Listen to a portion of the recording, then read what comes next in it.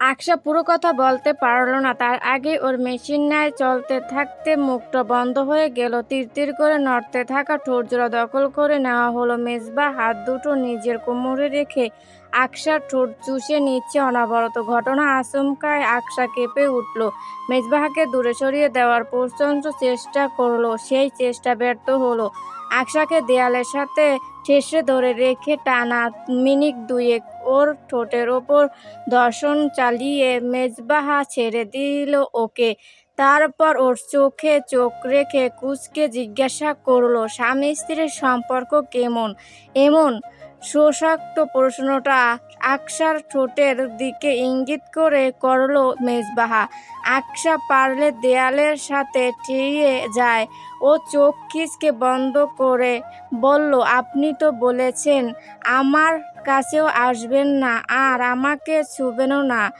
ছুঁইনি তো, মনের ভাবনাই বড়। মনে মনে ভাবো তোমাকে আমি টাচ করিনি, তাহলেই তো হয়ে গেল।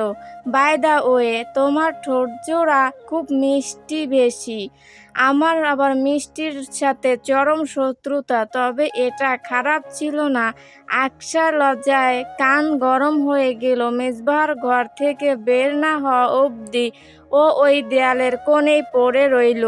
আজ মেজবাহর কাছে শহরের বার্ষিক বাণিজ্য মেলায় যাওয়ার জন্য বায়না ধরেছে মিহি।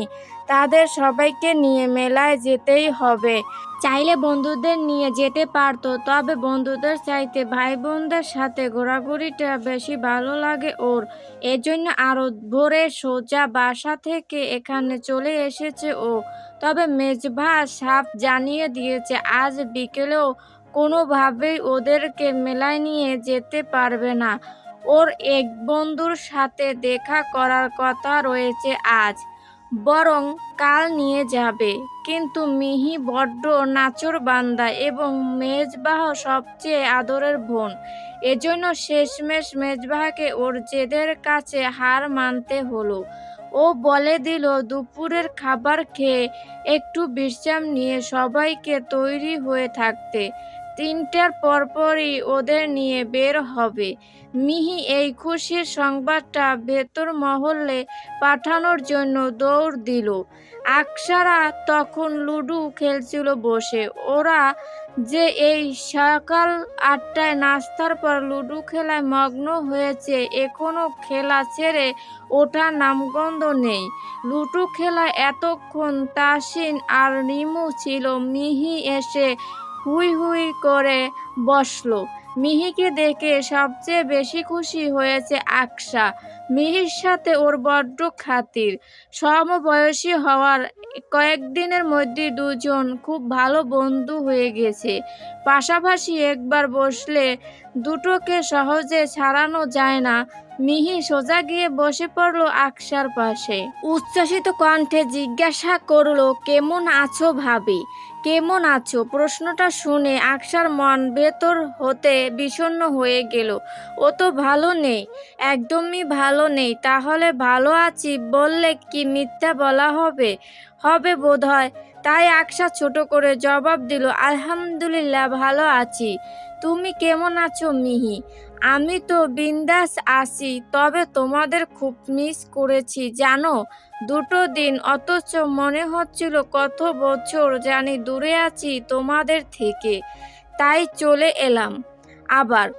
আম্মু তো আসতে দিচ্ছিল না, এখন কয়েকদিন পর এক্সাম, কিন্তু আমিও তো হার মানার পারতি না।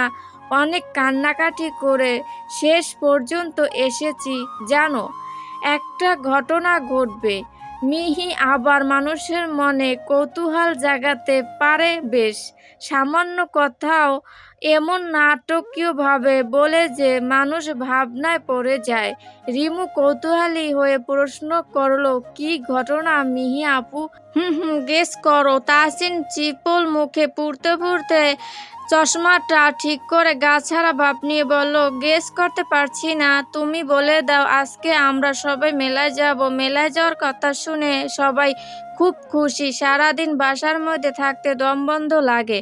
আকসাদ সচরাচর এভাবে কটা দিন একটানা ঘরবন্দি হয়ে থাকার মেয়ে না। নেহাতি শ্বশুর বাড়ি বলে, বাপের বাড়ি হলে এতক্ষণে কতবার যে বাড়ির বাইরে উড়াল দিয়ে আসা হতো ওর। তাছাড়াও বাড়ির নতুন বউও, এভাবে হঠাৎ ঘুরতে বেরিয়েও যাওয়া যায় না। ব্যাপারটা দৃষ্টিকটু লাগবে। তবে আকসাও হাসপাস লাগছিল এভাবে ঘরবন্দি হয়ে থাকতে। এজন্য মেলায় যাওয়ার কথা শুনে ও খুব খুশি হলো। তখনই মিহি বলে উঠল, ভাইয়া বলেছে আমাদের সবাইকে দুপুরের খাবার খেয়ে একটু রেস্ট নিয়ে রেডি হয়ে থাকতে। আকসা তখনকে কুঁচকে প্রশ্ন করলো, ভাইয়া বলেছে মানে? ভাইয়া বলেছে মানে ভাইয়া বলেছে তোমার ভাইয়া কেন রেডি হতে বলেছে? তো যে আমাদের মেলায় নিয়ে যাবে সে বলবে না? আকসার মাথায় যেন আকাশ সমান ভারী কোনো বস্তু ভেঙে পড়লো। যেই লোকের থেকে দ্রুত বজায় রাখতে চাচ্ছে সেই লোকও ওকে সম্পূর্ণভাবে তুচ্ছ-তাচ্ছিল্য করে এড়িয়ে যাচ্ছে। আবারও এই মুখোমুখি। মেজবা নিশ্চয়ই চায় না যে আকসা ওদের সাথে মেলায় যাক। তাহলে আকসা কি করবে? যাবে না? কথাটা মাথায় আসতেই আকসা চটপট করে উঠল। আমি যাব না। মিহি কুঁচকে প্রশ্ন করলো, তুমি যাবে না মানে? আমি যাব না মানে যাব না। আসলে আমার যেতে ইচ্ছে করছে না। কথাটা বলে আকসা এমন একটা ভাব করলো যেন ওর যাওয়ার কোনো ইচ্ছেই নেই। কিন্তু মিহি তা মানল না। ও পারলে এক প্রকার ধরে বেঁধে বলল, তা তো হচ্ছে না ভাবি, তোমাকে যেতেই হবে। তুমি তো আমাদের সাথে ঘোরোনি এর আগে। ঘুরে দেখো, অনেক মজা হবে। আমরা অনেক আনন্দ করি। তোমার একটাও বোরিং লাগবে না। প্লিজ চলো না। মিহি এমন করুণভাবে বলল যে আকসা আর ওকে বারণ করতে পারল না।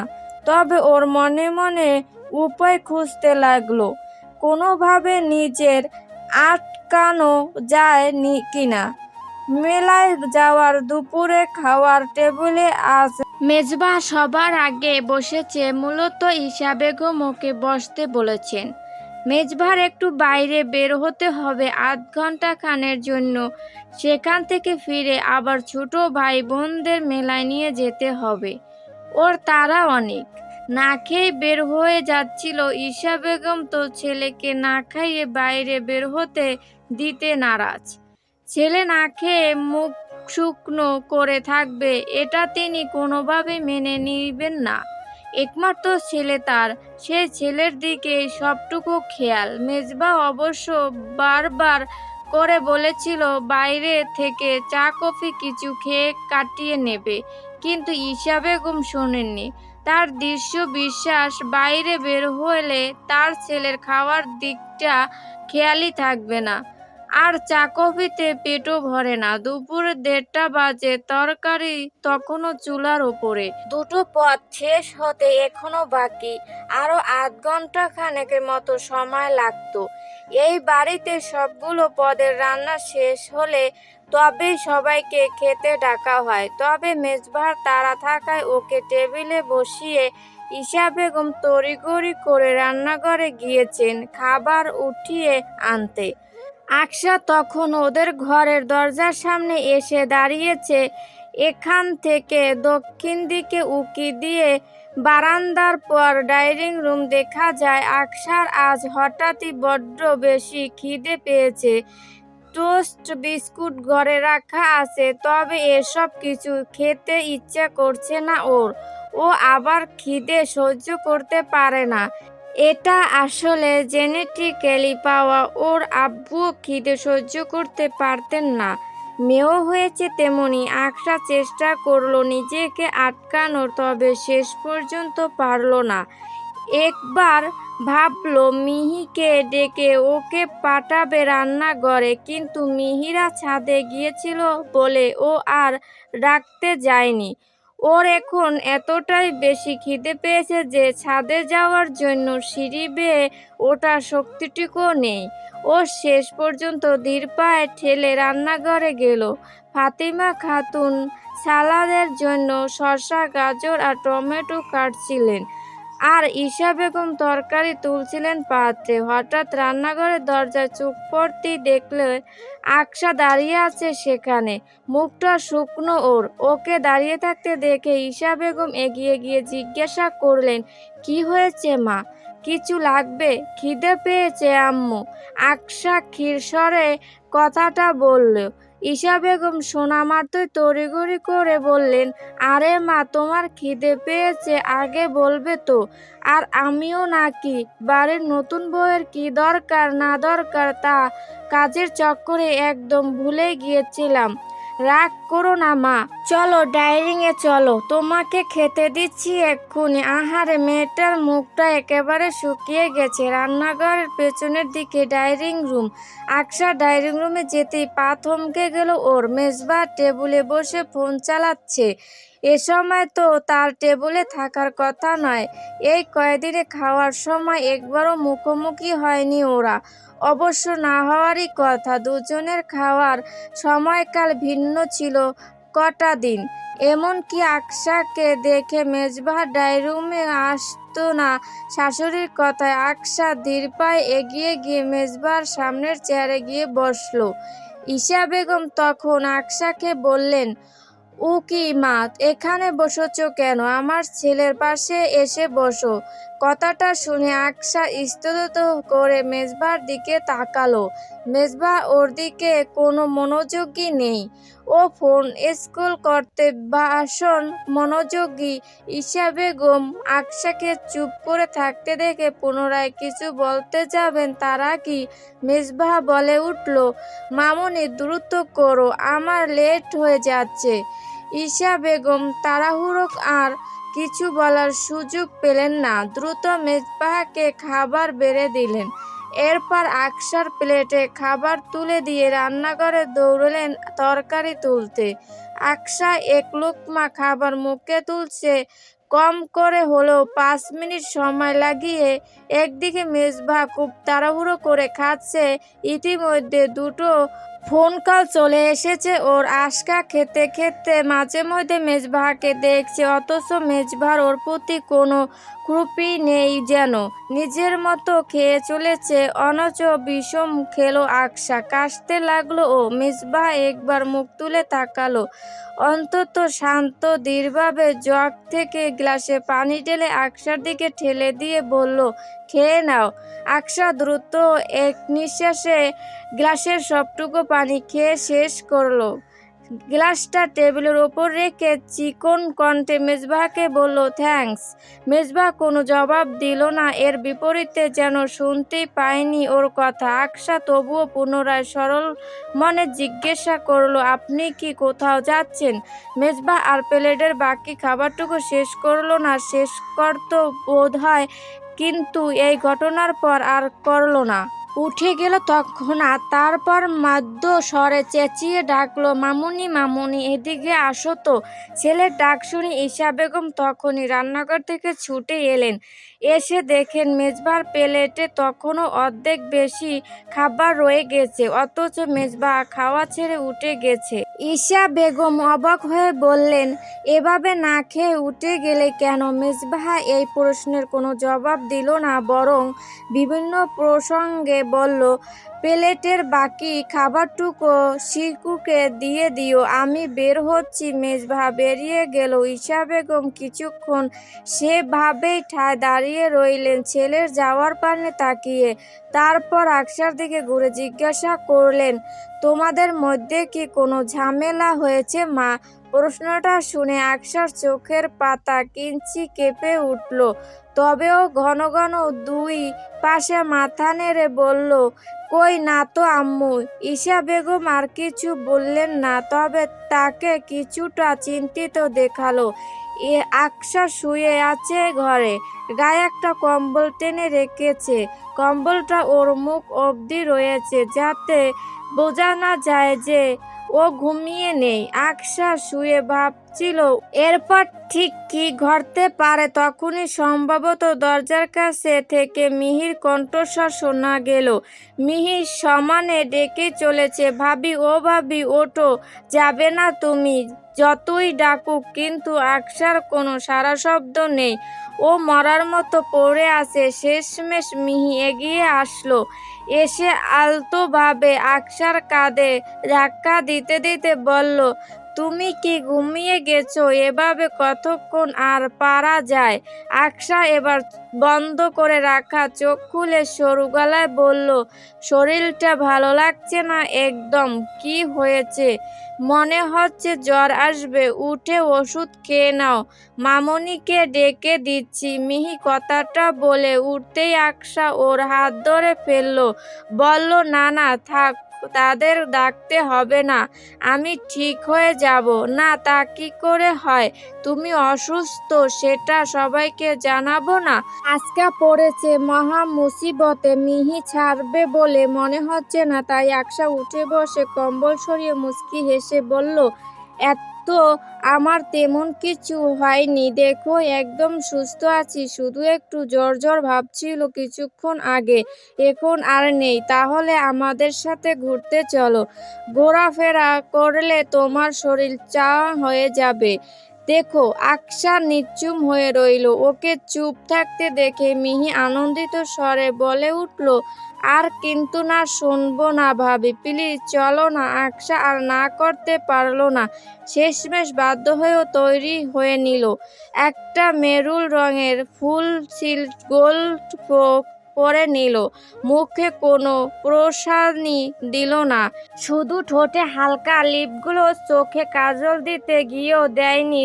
চুল বেনি করে মাথায় ওড়না টেনে দিয়ে গত মাসের আড়ত থেকে কেনা নতুন পার্স ব্যাগটা হাতে নিয়ে বেরিয়ে গেল দ্রুত। বাইরে থেকে তাড়া দেওয়া হচ্ছিল, তাই আর সময় নষ্ট করল না। প্যাব্বর্য মেলা সুবিশাল। মেলার এক আত্মা থেকে অপর প্রান্তে ঘুরে আসতে নিত্যতম 15-20 মিনিটের মতো সময় লাগবে।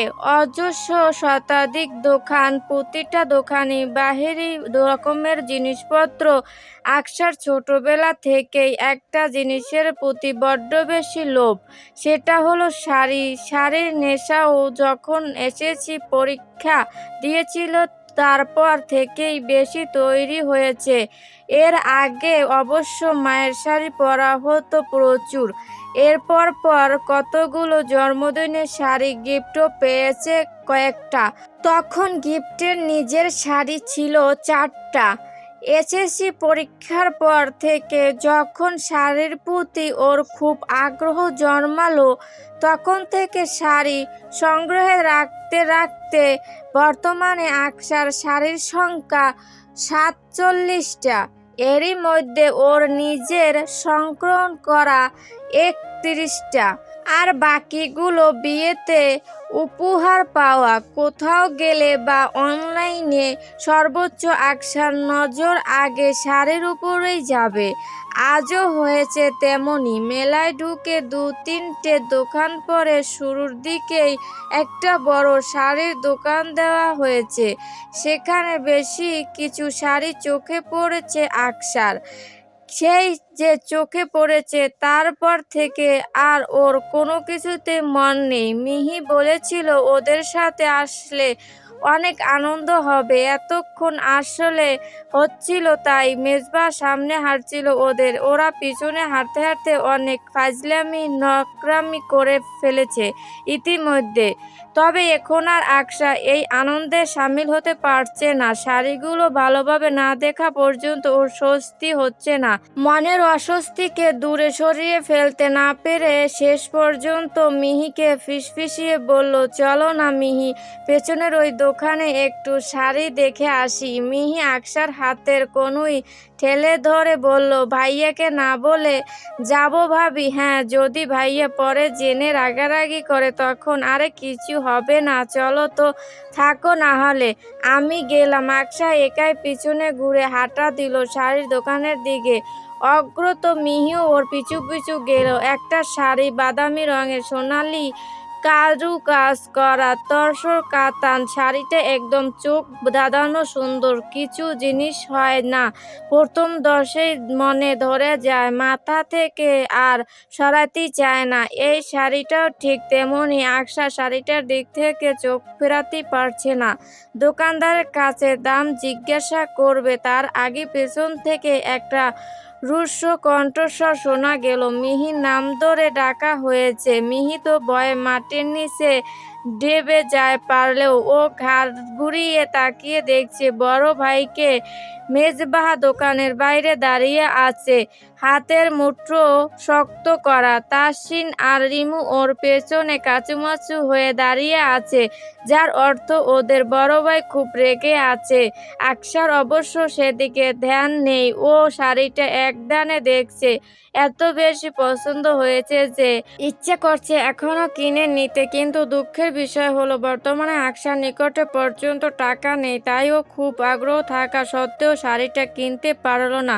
তবে দোকানদারকে জিজ্ঞাসা করলো, শাড়ির দাম কত ভাইয়া? দোকানদার জবাবে বললেন, একদম 4250 টাকা আপা। শাড়িটা কি আপনি 1-2 দিনের জন্য রেখে দিতে পারবেন প্লিজ? এসব শাড়ি খুব চলে তো, আর এটা এখানের সবচেয়ে ভালো শাড়ি, এগুলো সচরাচর থাকে না আপা। তবু যদি একটু চেষ্টা করতেন। ঠিক আছে আপা, আমি চেষ্টা করব রেখে দেওয়ার। আকশার তবু বিশ্বাস হলো না। ওর মনে হলো শাড়িটা বোধহয় শেষ পর্যন্ত এসো আর পাবে না, বিক্রি হয়ে যাবে। একরাশ মন খারাপ নিয়েও বাকিটা রাস্তা হাঁটলো। মিহিরা এসে দাঁড়িয়েছে নাগরদোলার সামনে। ওর হঠাৎ খেয়াল হয়েছে ও নাগরদোলায় উঠবে। মেজবাহ এগিয়ে ছিল ওদের জন্য আইসক্রিম আনতে। ও আসার পর মিহি বলল, ভাইয়া আমরা নাগরদোলায় উঠবো, প্লিজ আমাদেরকে নাগরদোলায় উঠাও না। তাসিন আর রিমুও বায়না ধরলো, এজন্য মেজবাহ ওদের নাগরদোলায় উঠাতে রাজি হলো। ও বলল, তোরা আইসক্রিম খেয়ে নে, আমি টিকিট কেটে নিয়ে আসি। 5টা কাটবে কিন্তু। 5টা কেন, তুমিও থাকবে না? না আমি উঠবো না, এসব বাচ্চাদের রাইড। না না, তোমাকেও উঠতে হবে, না হলে আমরাও উঠবো না।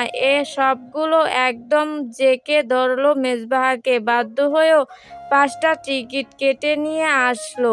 আকশা এতক্ষণ এক কোণে দাঁড়িয়ে ছিল, আইসক্রিমটাও খায়নি। একটা বাহানা দেখিয়ে তাসিনকে দিয়ে দিয়েছে। মেজবাহ ব্যাপারটা খেয়াল করেছে তৎক্ষণাৎ, তবে পাবলিক প্লেসে হওয়ার কারণে কিছু বলেনি। ডাক আসতেই ওরা নাগরদোলায় উঠে গেল, তাসিন, মিহিন আর রিমু একটা বাক্সে। তবে আকশাকে তখনও দাঁড়িয়ে স্তব্ধ করতে দেখা গেল। আকশা বিড়বিড় করে ওদেরকে বলল, আমি নাগরদোলায় উঠি না কখনো।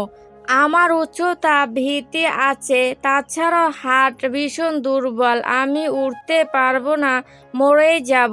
আকশা স্তব্ধ করতে লাগলো। নাগরদোলা চালু করা তারা চলছে। মিহি খাঁচার ভেতর থেকে চেঁচিয়ে বলল, ভয় আছে যখন তাহলে ভাইয়া সাথে যাও, ভাইয়া হ্যান্ডেল করতে পারবে ভালো। আকশা বুঝলো কাজ হবে না, নাছোড়বান্দারা ননদ পেয়েছে একটা, সবকিছু করেই ছাড়বে।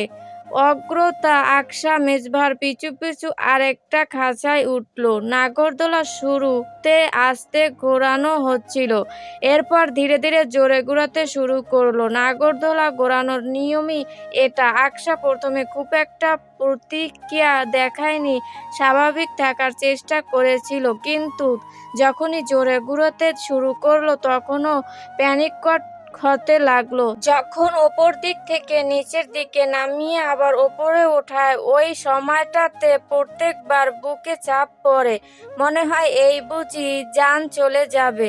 আকশা তো ভয়ই শেষ। অজান্তেই কখনে ওর হাত দুটো মেজবাহর একটু ভুল শার্টটা সামনে থেকে শক্ত করে চেপে ধরেছে সেটা ওর খেয়ালই হলো না।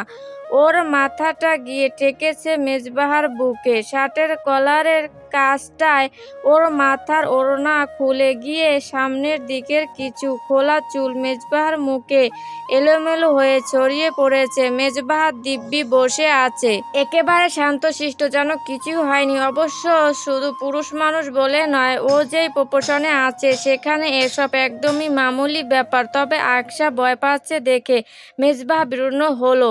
এক হাতে আকশার পিঠ আঁকড়ে ধরে রাখলো যাতে ও ভয় না পায়। আকশার নাকে পুরুষালী শরীরের পারফিউমের ঘ্রাণ গিয়ে ঠেকে, তবে এই মুহূর্তে ওর সরে আসার কোনো ইচ্ছা বা উপায় কোনোটাই নেই। হিতালি জ্ঞানশূন্য মেজবাহাকে আরো শক্ত করে জড়িয়ে ধরলো। চোখ বুজে আছে জোরে। নাগরদোলা চালু হওয়ার পর থেকেই এর মধ্যে একবারও চোখ খুলে দেখেনি। ওদিকে মিহি, তাসিন আর রিমু বেশ ভালো মজা করছে। আনন্দে জোরে চিল্লাচ্ছে ওরা। আকশার কানে ওদের সেই চিল্লানির শব্দ ভেসে আসছে। আজ ওই কয়েকটা ভালো মতো বকাঝকা করবে, ওই ব্রেন ওয়াশ করে নাগরদোলার মতো ভয়ানক রাইডে পাঠানোর জন্য। নাগরদোলা আরো কিছুক্ষণ চলার কথা, কিন্তু আকশা যখন না পেরে শেষমেশ দুই হাতে মেজবাহার বুকের কাছে শার্টের অংশ খামচে জড়িয়ে ধরে মরা কণ্ঠে বলল, প্লিজ থামতে বলুন না।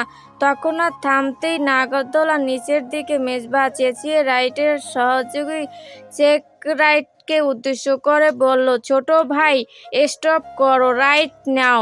ওর এই এক কথায় ছেলেটার সঙ্গে সঙ্গে নাগরদোলা থামিয়ে দিল। আকশা এবার ধীরে ধীরে মেজবাহার বুক থেকে মাথা তোলে, চোখ খালা। এবার এর ধ্যান ফিরল। মেজবাহা সাতল চোখে ওর দিকে তাকিয়ে আছে দেখে আকশা ছিটকে দূরে সরে গিয়ে আতিপাতি করে লুকোনোর জায়গা খুঁজল। কিন্তু আফসোসের বিষয় হলো এখানে আর জায়গা নেই যেখানে আকশা লুকিয়ে বাঁচতে পারে মেজবাহার ওই তীক্ষ্ণ দৃষ্টি থেকে। মেজবাহা ওর সাথে একটা কথাও বলল না, রাইড থেকে নেমে গেল। আকশাও কাঁচুমাচু হয়ে ওর পিছু পিছু ওকে অনুসরণ করতে লাগলো। মেজবাহা একটা দোকান থেকে পানি কিনে নিয়ে এসেছে। ততক্ষণে মিহিরাও সেখানে এসে দাঁড়িয়েছে। মেজবাহার সরু ঠোঁটের কোণে এক চিলতে হাসি। হাসিটা ঠিক কী উদ্দেশ্যে তা বোঝা গেল না তৎক্ষণাৎ। পর মুহূর্তে আকশা বুঝতে পারল, যখন মেজবাহা মিহির হাতে পানির বোতলটা ধরিয়ে দিয়ে হাসতে হাসতে বলল, ওকে পানি খেয়ে নিতে বল, এমনিতেই তো কালেমা পড়া শুরু করেছিল আজ। মেজবাহার হাসির কারণটা এবার ধরতে পারল আকশা। ওকে উপহাস করা হচ্ছে। মনে মনে কিঞ্চিৎ রাগও হলো ওর, তবে মুখে কিছু বলল না। বাসায় ফিরে কিছুক্ষণ বিশ্রাম নিয়ে গল্প আড্ডা দিয়ে তারপর রাতের খাবার খেয়ে এখন লুডো খেলতে বসেছে আকশা, মিহি, রিমু আর তাসিন। তাসিন এই বাড়ির ছোট ছেলে হলেও ওকে মেয়েদের দলে ভিড়তে দেখা যায় বেশি। সবসময় দুই বোনের সাথে লেগে থাকে। আর এখন তো বাড়িতে ওদের একমাত্র বড় ভাবি এসেছে। তার সাথে তাসিনের খুব ভালো সখ্যতা তৈরি হয়েছে। সারাদিন বাইরে স্কুলে, কোচিং আর মাঠে খেলাধুলা করে সন্ধ্যার পরে এসেও দুনিয়ার সকল গল্প করবে ভাবির ঘরে বসে। ভাবিকে বলবে আজ স্কুলে কি হয়েছে, খেলার মাঠে কি হয়েছে, কোন খেলায় জিতেছে। আকশাও এদের সঙ্গ খুব ভালো লাগে। অল্প গেছেও সময়ের মধ্যে ওদের সাথে দারুণ মিলে। একবার খেলা শেষ করে পুনরায় খেলার প্রস্তুতি চলছে, তখনই মিহির কিছু একটা মনে পড়ল। ও আসছি বলে দ্রুত উঠে চলে গেল ঘরের বাইরে। ফিরল মিনিট দুয়ের মধ্যে। ও যখন ফিরে এসেছে তখন ওর হাতে একটা সুন্দর শপিং ব্যাগ। ব্যাগের মধ্যে কি তা ঠিক বোঝা যাচ্ছে না। সবার কৌতূহলী দৃষ্টি ওই দিকেই।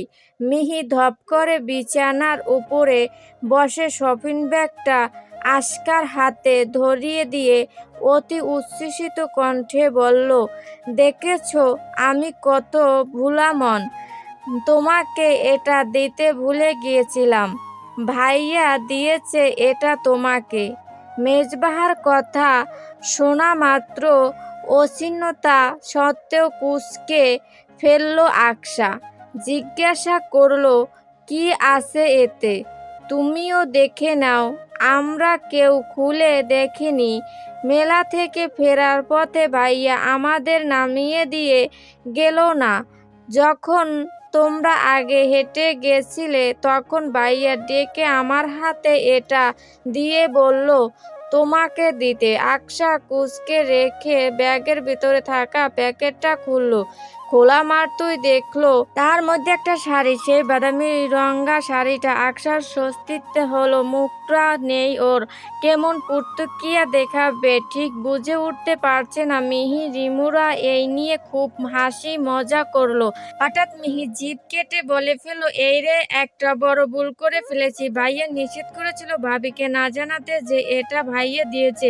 আমি তো বলে ফেললাম। প্লিজ তুমি ভাইয়ার সামনে কিছু বলো না ভাবি যে আমি তোমাকে এই কথা জানিয়ে দিয়েছি। মেজবা শাড়ি দেওয়ার বিষয়টা যে বলতে নিষেধ করেছে, এই কথাটা শোনা মাত্রই আকশার রঙরায় আগুন জ্বলতে মেজবাহার প্রতি লাগলো। ভেতরে ভেতরে খুব রাগ হলো আকশার। অন্ধকারচ্ছন্ন ব্যালকনি থেকে ঘরের ভিতরে উঁকি দিয়ে দেখলো মেজবাহ বিছানার ওপরে বসে ল্যাপটপে কিছু একটা করছে। আকশা এবার আর সহ্য হলো না, ও ঘরের ভেতরে আসলো। মেজবাহার ওর দিকে তাকিয়ে দেখেনি, সেটাও খুব ভালোভাবে খেয়াল করলো। এতে মনের ভেতর অনবরত জ্বলতে থাকা রাগটা যেন আরো বেশি দপটে উঠলো। ক্রমাগত জেদ বাড়লো ওর, মস্তিষ্কে জ্বালা পোড়া হতে শুরু করলো। আকশা সোজা ড্রয়ারের কাছে গিয়ে ওকে দেওয়ার ড্রয়ার খুলে সেখান থেকে শাড়িটা বের করলো। এরপর সেটা নিয়ে গিয়ে সোজা মেজবার সামনে দাঁড়ালো। মেজবা তবু কোনো প্রতিক্রিয়া নেই। আকশাকে সামান্য ঘাড় ঘুরিয়ে দেখলো না। এই পর্যায়ে এসে আকশা শাড়িটা বিছানার উপরে ছুঁড়ে মারলো। এবার মেজবার ঘাড় ঘুরিয়ে শান্ত দৃষ্টিতে দেখলো ওকে। এই শান্ত দৃষ্টি যেন আকশার ভেতরটা আরো বেশি অশান্ত করে দিচ্ছে। নিউয়ারের দ্বিতীয় সূত্র অনুযায়ী প্রতিটি ক্রিয়ার বিক্রিয়া বা প্রতিক্রিয়া থাকে, কিন্তু এই লোক ব্যতিক্রম, সম্পূর্ণ ব্যতিক্রম। তাকে ক্রিয়া দেখানো, সে বিপরীতে কোনো প্রতিক্রিয়া দেখায় না। কেন এত জেন্টেলম্যান হতে হবে? কেন? আকশা বুঝে উঠতে পারে না। আর না তো পারে মনকে কোনো বুঝ দিতে। কেন করেছে আমার সাথে এমন? আকশা চিল্লিয়ে উঠল। সৌভাগ্য দরজা বন্ধ ছিল বলে আওয়াজ এই চার দেয়ালের বাইরে পৌঁছালো না। মেজবাহ উঠে দাঁড়ানো আকশার মুখোমুখি। ওর ক্লান্ত রাগে লাল হয়ে যাওয়া মুখটার দিকে তাকিয়ে যেন উপহাসের হাসি হাসলো। অথচ ভদ্রলোকের মুখোশই কতটা শান্ত এবং সরল দেখে কেউ বলতে পারবে না তার মনে কি চলছে। আচমকা আকশা এবার মেজবার শার্টের কলার চেপে ধরলো। মেজবা একবার কলারে রাখা আকশার হাতটা দেখে নিয়ে তীক্ষ্ণ চাহনি ওর দিকে তাকালো।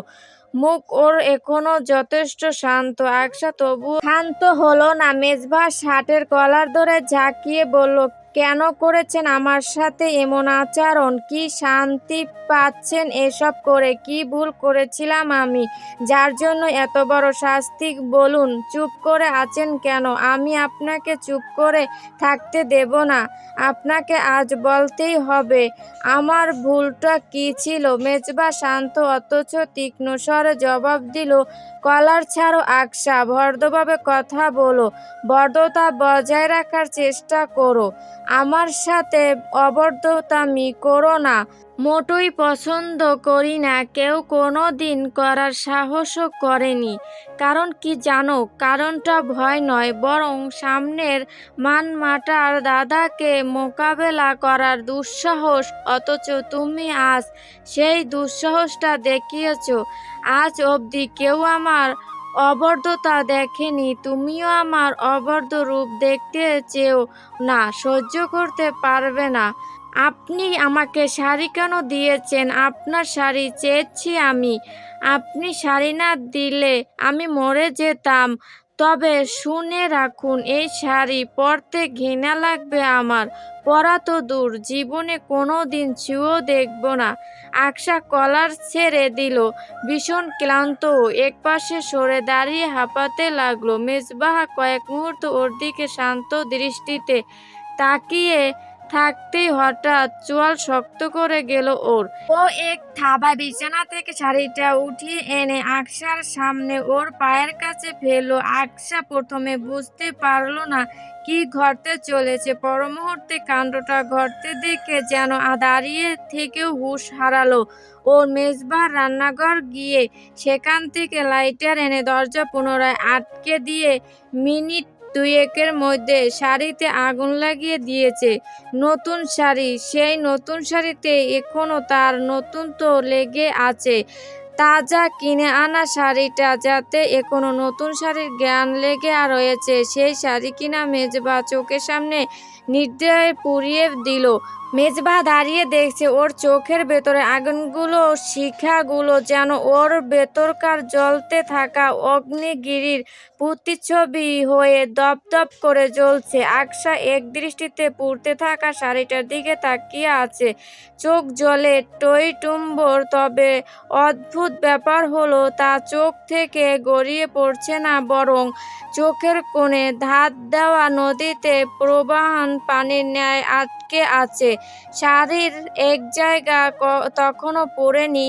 মেজবা পুনরায় সেখানে লাইটার দ্বারা আগুন জ্বালিয়ে দিতে দিতে বলল, যার দেওয়া শাড়ি পরতে এত অহমিকা, তার বাড়ির অন্য যেন ছুঁয়ে দেখা না হয়, তাহলেই বুঝবো তোমার অহমিকা আসলেই বাস্তব। কথাটা বলে আবিয়ান ঘরের দরজা খুলে বাহিরে বেরিয়ে গেল। আকসা সঙ্গে সঙ্গে লুটিয়ে পড়ল মেঝেতে, হাত দিয়ে আগুনে চাপা দিয়ে জ্বলতে থাকা আগুনটুকু নিভিয়ে দিল। হাত পুড়ল, আগুনের তাপে অসহ্যকর যন্ত্রণা হলো, তবু যেন কোনো কিছু গায়ে মাখলো না। শুধু চোখের সামনে ভেসে উঠছে মেজবাহার নির্ভীকতার শান্ত চোখ দুটো, আর মাঝে মধ্যে ওই শান্ত চোখের দপে ওঠা অগ্নিকুণ্ড। একটি ভুল সারা জীবনের কান্না। এই প্রবাদ বাক্যটি এখন মনে প্রাণে বিশ্বাস করে আকসা। প্লিজ বন্ধুরা, লাইক ও সাবস্ক্রাইব করে পাশে থাকবেন।